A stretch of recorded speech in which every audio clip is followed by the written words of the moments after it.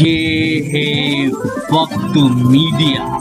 آئیے لے چلتے ہیں آپ کو ہندوستان کی راجدھانی دہلی میں، جہاں جے پی ہوٹل اینڈ ریزورٹس میں 25 سپتمبر 2019 کو فیس گروپ نے عالمی شہرت یافتہ شاعرہ محترمہ انا دہلوی کے اعزاز میں جشن انا دہلوی کے عنوان سے کل ہند مشاعرے کا انعقاد کیا۔ اس موقع پر محترمہ انا دہلوی کی 5ویں کتاب تم بن کا اجرا عمل میں آیا۔ اس پروگرام میں دہلی کی سبھی سیاسی و سماجی جماعتوں کے لیڈران نے پہنچ کر محترمہ انا دہلوی کو اپنی دعاؤں سے نوازا۔ اس پروگرام کے کنوینر رہے ادب نواز مہمان نواز شخصیت ڈاکٹر مشتاق انصاری، چیئرمین فکی۔ اس وقت بہت ہی سینئر اور استاد شاعر کو ہم سماعت کریں۔ جب کوئی پیپل کارڈ گرایا جاتا ہے، کتنوں ہی کے سر سے سایہ جاتا ہے، آج ہی اس کے گھر پر ڈیرا ڈالو گے، پہلے کچھ دن آیا جایا جاتا ہے، اور دھرتی خود بھی کھا جاتی ہے فصلوں کو، چڑیوں پر الزام لگایا جاتا ہے۔ دوستو آئیے کہ ایسے ہی تیور اور ایسے ہی تمطراق لب و لہجے کے شاعر محترم ثاقب گنگوہی صاحب، جو ماہر فن بھی ہیں اور بہت ہی جو ہمارے ایسے لوگ ہیں جو فن سے واقف ہیں، ان میں ان کا نام بہت نمایاں حیثیت رکھتا ہے۔ میں جناب ثاقب گنگوہی سے گزارش کرتا ہوں کہ آپ تشریف لائیں۔ محترم ثاقب گنگوہی صاحب۔ السلام علیکم۔ شکریہ شاداب صاحب، ایسا تعارف نہ کرائیں کریں، میں مستحق نہیں ہوں۔ میں ایک اور مشاعرے میں میں نے آپ سے گزارش کی تھی، بہرحال وہ ہماری سادہ زبان میں کہ آپ کے منہ میں گھی شکر، اللہ مجھے اس قابل بنائے۔ ڈاکٹر وسیم راشد صاحبہ نے جو اشعار پڑھے، واللہ میرا دل خوش ہو گیا۔ میرے ہم جنس سبھی تغزل پڑھ کر گئے۔ میں یہاں 30 سال رہا ہوں دلی میں، واہ، چلا گیا ہوں یہاں سے، بڑا افسوس ہوتا ہے، دلی یاد آتی ہے، روتا ہوں۔ جب دلی میں حاضر ہوتا ہوں تو دلی میں داخل ہوتے ہی آنکھوں میں اشک آ جاتے ہیں۔ واہ واللہ وسیم راشد صاحبہ نے احتجاجی شعر پڑھا۔ کسی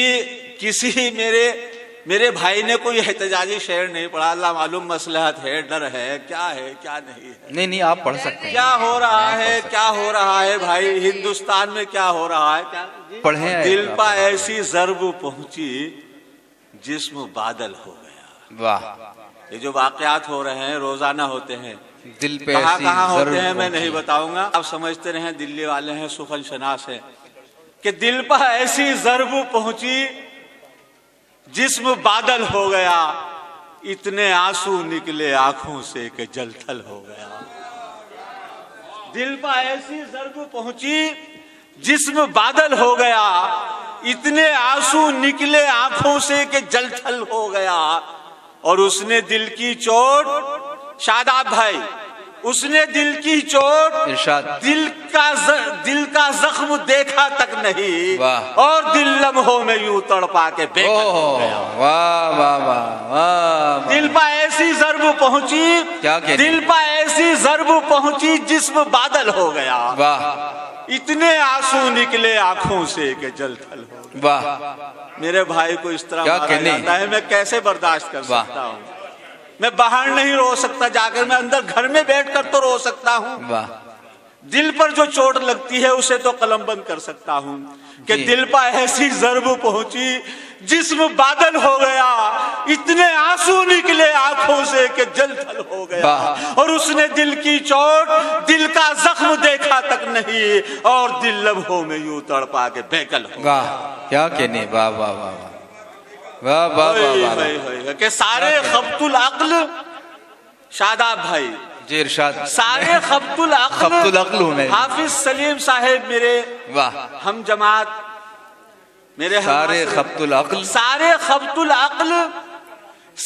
عقل والے لگ گئے، ایک تنہا شخص کو سارے دبانے لگ گئے. واہ واہ. سارے خبط العقل، سارے عقل والے لگ گئے، ایک تنہا شخص کو سارے دبانے لگ گئے.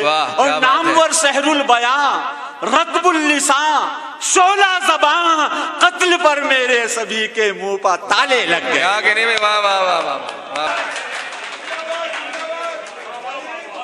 واہ.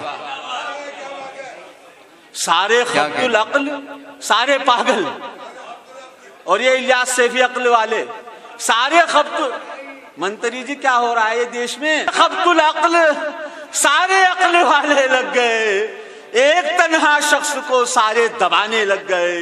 اور نامور سحر البیاں، رطب اللسان، شعلہ زباں، قتل پر میرے سبھی کے منہ پر تالے لگ گئے. یہ بیٹھے بھائی اچھا قتل پر میرے، قتل پر میرے سبھی کے، ارے یار واہ واہ واہ واہ واہ.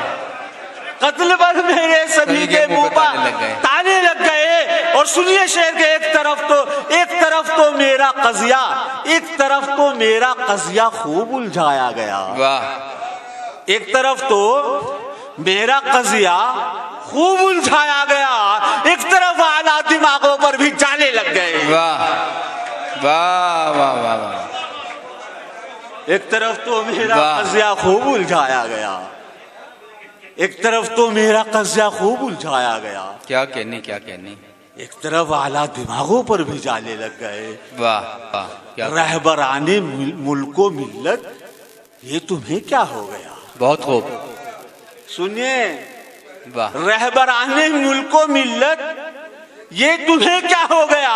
کیا بتانا تھا تمہیں اور کیا بتانے لگ گئے؟ واہ واہ واہ. رہبران ملک و ملت، یہ تمہیں کیا ہو گیا؟ کیا بتانا تھا تمہیں اور کیا بتانے لگ گئے؟ یہ میں نے کبھی اپنے لیے کہے تھے، لیکن اب ہجوم تشدد اور یہ موب لنچنگ جو ہو رہا ہے اس پر یہ شعر صادق آ گئے. مجھے کہنے کی ضرورت نہیں پڑی، بہت کہا ہے میں نے، میں پڑھ نہیں سکتا. ہم دلی چھوڑ کر میں گیا، وہ شعر سن لیجئے، تفسیر ذات. اجازت ہے 2-3 شعروں کی؟ جی جناب، فرمائے فرمائے. کہ گھر میں آ کر بھی میری جان کے لالے نہ گئے. میں دلی چھوڑ کر گیا 30 سال بعد. واہ. سکون کی خاطر جی غلطی کی. شعروں میں ملاحظہ فرمائے کہ گھر میں آ کر بھی میری جان کے لالے نہ گئے. واہ. حافظ سلیم سنے، گھر میں آ کر بھی میری جان کے لالے نہ گئے. بجھ گیا میں پا تیرے رخ کے اجالے نہ گئے. واہ. بجھ گیا میں پا تیرے رخ کے اجالے نہ گئے، اور میرے لاشے پا تیرے خون کے پالے نہ گئے. حیف رسمن بھی تیرے چاہنے والے نہ گئے. میرے پالے پر تیرے خون کے پالے نہ گئے، حیف رسمن بھی تیرے چاہنے والے نہ گئے. اور آ پڑا سر پہ میرے پھر یہ عذاب ہجرت، پچھلی ہجرت کے ابھی پاؤں سے چھالے نہ گئے. واہ واہ واہ واہ.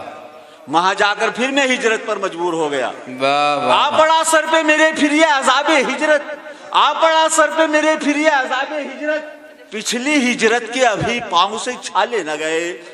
اور بڑے بھائی کے لیے کہتا ہوں کہ ناز تم سب کے اٹھاتے ہو میرے بھائی، مگر یہ غزل ایوان اردو میں شائع ہوئی تھی معین بھائی.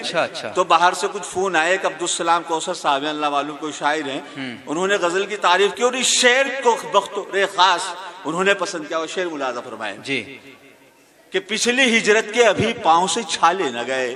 پچھلی ہجرت کے ابھی پاؤں سے چھالے نہ گئے. ناز تم سب کے اٹھاتے ہو میرے بھائی مگر. واہ. حافظ سلیم صاحب، ناز تم سب کے اٹھاتے ہو میرے بھائی مگر حیف صد حیف ہمیں تم سے سنبھالے نہ گئے. واہ واہ. ناز تم سب کے اٹھاتے ہو میرے بھائی مگر حیف صد حیف ہمیں تم سے سنبھالے نہ گئے. اور مجھ پہ اللہ کا یہ خاص کرم ہے ثاقب، مفلسی میں بھی میرے شال دو شالے نہ گئے. واہ. کیا کہنے. ثاقب گنگوہی صاحب، نہیں وہ بہت سوچ اور فکر پر مجبور کر رہی تھی آپ کی شاعری. اور ظاہر ہے کہ آپ اتنا بلند آواز سے پڑھ رہے تھے کہ آپ کی آواز کے آگے کس کی آواز ٹھہر سکتی تھی. لیکن بہرحال یہ شاعری ریسیو کی جا رہی تھی اور اس میں غور کیا جا رہا تھا. میں نے ذکر کیا تھا کہ یہ شاعر کا اپنا کمال ہوتا ہے کہ وہ جو محسوس کرتا ہے اس کو اپنی شاعری کے ذریعے دوسرے لوگوں تک پہنچا دیتا ہے. بہت شکریہ ثاقب گنگوہی صاحب آپ کا. ہم چاہتے ہیں کہ آپ پھر دلی لوٹ آئیں تاکہ پھر آپ سے اچھی شاعری سنی جا سکے. محترم ہمارے شمس بھائی بھی یہاں تشریف رکھتے ہیں, شمس حجازی صاحب میزائل ایکسپریس کے ایڈیٹر, ان کا بھی خیر مقدم ہے. آئیے دوستو اب چند